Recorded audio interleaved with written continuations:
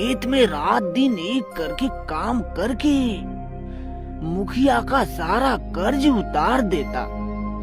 मगर आप तो जानते ही हैं पिताजी कि माँ की बीमारी दिन ब दिन बढ़ती ही गई और बाद में मैंने अपना खेत भी मुखिया के पास गिरवी रख दिया और अंत में ये हुआ कि माँ भी हमें छोड़कर चली गई।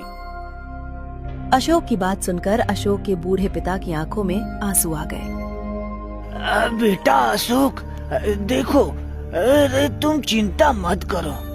भगवान दुख इंसान की परीक्षा के लिए देता है, इसलिए मैं कहता हूँ कि सब कुछ ठीक हो जाएगा।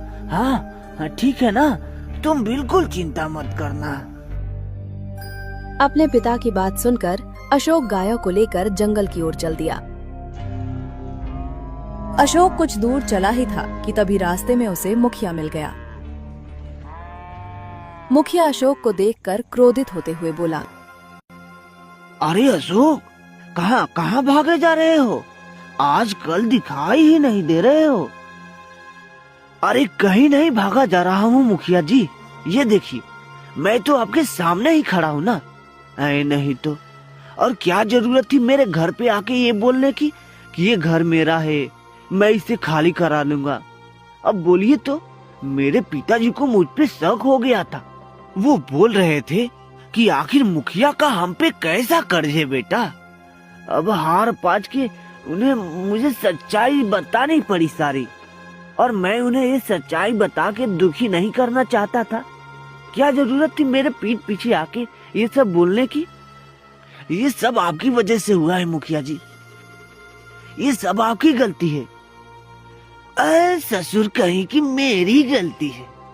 अरे अशोक, सारा गांव जाता है कि जब तुम्हारी माँ की तबीयत खराब थी ना, तो तुमने मुझसे पैसा उधार लिया था और उसके बदले तुमने अपना खेत और घर गिरवी रखा था मेरे पास। और हाँ, जा रहा हूँ तुम्हारा घर खाली कराने। नहीं तो ससुर कहीं का, ये तो चाय से ज्यादा केतली गरम वाला हिसाब है इसका। जा रहा हूँ अभी, मुझे ताव दिखाता है। नहीं मुखिया जी, मुझसे गलती हो गई। बस कुछ दिनों की मोहलत दे दीजिए। और आखिर आप ही मत सोचिए ना, मैं अपने बूढ़े पिता को लेकर कहाँ जाऊंगा। मुखिया जी, बस कुछ दिनों की मोहलत दे दीजिए। हाँ, बस कुछ दिनों की। मैं आपका सारा कर्ज